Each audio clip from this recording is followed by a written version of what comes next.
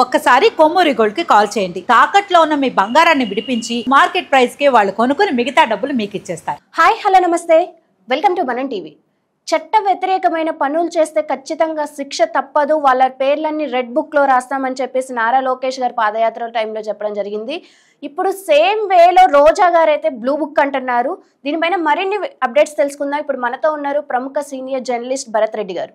నమస్తే సార్. నమస్తే సార్, నారా లోకేష్ గారు రెడ్ బుక్ అన్నారు, మరి ఇప్పుడు చూసుకుంటే రోజానేమో బ్లూ బుక్ అంటుంది. అసలు ఈ బుక్ లేని సార్, ఈ వీళ్ళ గోల్ ఏంది? మొన్న ఒక సందర్భంగా జగన్మోహన్ రెడ్డి చెప్పడం జరిగింది. ఆయన అధికారులను ఉద్దేశించి చెప్పడం జరిగింది. ఎవరైతే అధికారులు మమ్మల్ని ఇబ్బందులు పెడుతున్నారో వాళ్ళందరి పేర్లు నోట్ చేసుకోండి, కార్యకర్తలకు కూడా చెప్పడం జరిగింది. మిమ్మల్ని ఇబ్బంది పెడుతున్న కార్యకర్తలు, ఆఫీసర్ల పేర్లు నోట్ చేసుకోండి, మనం అధికారంలోకి వచ్చిన తర్వాత తిరిగి రివెంజ్ తీసుకుందామని చెప్పడం జరిగింది. రోజా కామెంట్స్ ఏంటంటే, ఇప్పుడు మేము ఎప్పుడైతే లోకేష్ అంటే ఇది ఒక అంటే పోటీలాగా తయారైంది.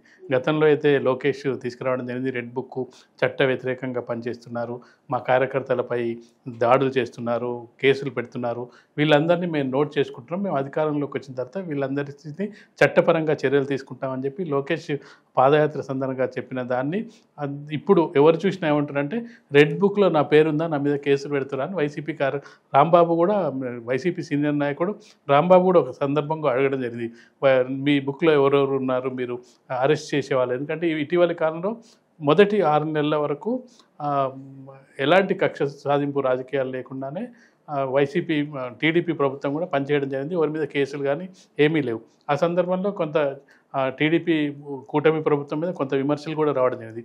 ఇన్ని కార్యకర్తలను ఇంత ఇబ్బంది పెడితే ఎలాంటి చర్యలు తీసుకోవట్లేదని చెప్పడం జరిగింది. కానీ ఒక 6 నెలల నుంచి మనం చూసుకున్నట్టయితే వైసీపీ నాయకులు, మాజీ మంత్రులు వీళ్ళందరూ కూడా అరెస్ట్ అవుతున్న సందర్భాన్ని, ఏదో ఒక కేసు విషయంలో అరెస్ట్ చేస్తున్న సందర్భాన్ని మనం చూస్తున్నాం.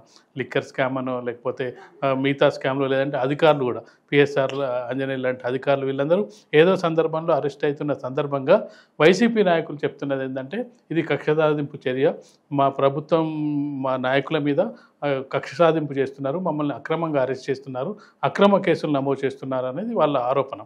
సరే, పూర్తిగా విచారణ జరిగిన తర్వాత కేసులు నిలుస్తాయా లేదా అనేది చూడొచ్చు. ఎందుకంటే ఇప్పటికే వలంనేని వంశీ జైల్లో ఉన్నారు, కొంతమంది జైల్లో ఉన్నారు, కొంతమంది బెయిల్స్ కూడా తిరుగుతున్నారు.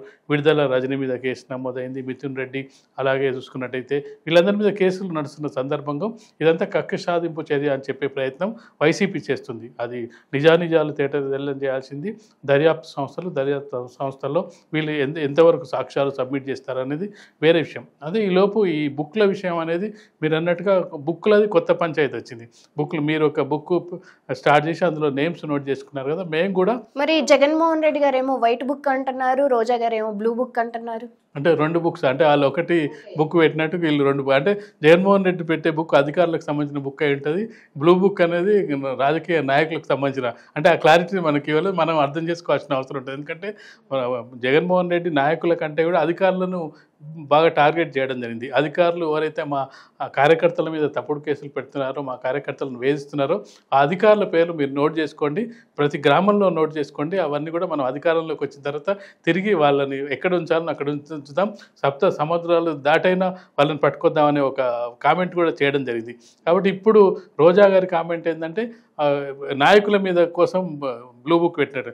రోజా మొదటి నుంచి కూడా అంటే ఫైర్ బ్రాండ్గానే ఉంది. అంటే ఏ పార్టీలో ఉన్న తన రాజకీయ ప్రస్థానమే టీడీపీ నుంచి ప్రారంభమైంది, టీడీపీలో చాలా కాలం పనిచేయడం జరిగింది, దాని తర్వాత వైసీపీకి రావడం జరిగింది. వైసీపీ అంటే ఏ పార్టీలో ఉన్నా తను గెలవదు అనే ఒక అభిప్రాయం కూడా మొదట్లో ఐరన్ లెగ్ కానీ కొంత ప్రత్యర్థులు ఆమెను కొంత ఇన్సల్ట్ చేసిన సందర్భాన్ని కూడా ఉంది. కానీ అయినప్పటికీ ఆమె గెలవడం జరిగింది, మంత్రిగా కూడా పనిచేయడం జరిగింది, వైసీపీ ప్రభుత్వంలో మంత్రిగా పనిచేయడం జరిగింది.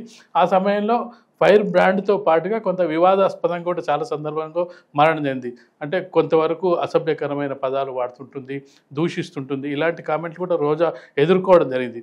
ఇప్పుడు మళ్ళీ ఒకసారి ఈ 6 నెలల తర్వాత చూసుకున్నట్టయితే ఇటీవల కాలంలో అంటే పెద్ద పెద్ద రాజకీయ నాయకులందరూ కూడా సైలెంట్ అవ్వడం, వైసీపీకి సంబంధించిన నాయకులు కొంతమంది టీడీపీకి వెళ్ళిపోవడం, కొంతమంది జైల్లోకి వెళ్ళడం సందర్భాన్ని చూసుకున్నట్టయితే ఇప్పుడు ప్రధానంగా వాయిస్ ఉన్న నాయకులు ఎవరుగా మనం చూసుకున్నట్టయితే టీడీపీని గట్టిగా ఎదిరించగల నాయకుల్ని లిస్టులో తీసుకున్నట్టయితే రోజా ముందు వరుసలో ఉంటుంది. అది సరే 2 తిట్లు తిట్టినా తిడుతుంది, మళ్ళీ పడ్డా పడుతుంది. సరే, ఇక్కడ రోజా చేసిన ఇంకొక కామెంట్ ఏంటంటే, నారా వారి నరకాసుర పరిపాలన జరుగుతుంది, ప్రతి ఒక్క మహిళ సత్యభామ కావాలి అని అంటుంది.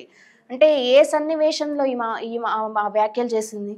ఏదో మానభంగాలు జరుగుతున్నాయి, ఇది దాని మీద గతంలో కూడా ఆమె చాలా ఆరోపణలు చేయడం జరిగింది. మీరు కూటమి ప్రభుత్వం వచ్చిన తర్వాత మహిళల మాన ప్రాణాలను కాపాడుతున్నారు, ఇలాంటివి జరుగుతున్న సంఘటనలు అని చెప్పి గతంలో కూడా ఒక నిరసన వ్యక్తం చేయడం జరిగింది. అయితే ఇక అంటే సంవత్సరం కాలం జరిగింది, మహిళలందరూ బయటకు వచ్చి ఇప్పుడు సత్యభామలుగా మారే అవకాశం ఏముండదు. ఎందుకంటే మళ్ళీ ఏది జరిగినా మళ్ళీ 4 ఏళ్ళకి ఎన్నిక జరుగుతుంది. ఎన్నిక సందర్భంగా ఓటు రూపంలోనే చూస్తుంటే ఈ లోపు ఏంటంటే కొంత అంటే ఏదైతే డియాక్టివేట్ అయిందో వైసీపీ, దాన్ని యాక్టివేట్ చేయాలంటే కార్యకర్తల్లో ఉత్సాహాన్ని నింపాలంటే జగన్మోహన్ రెడ్డి ఒక్కడే నింపడం వల్ల కాదు, దానికి సంబంధించి మిగతా నాయకులు కూడా యాక్టివేట్ అవ్వాలి. మిగతా నాయకులు యాక్టివేట్ అవ్వాలంటే కొంతమంది నాయకులు జైల్లో ఉండడం జరిగింది, కొంతమంది తప్పించుకొని తిరగడం జరిగింది.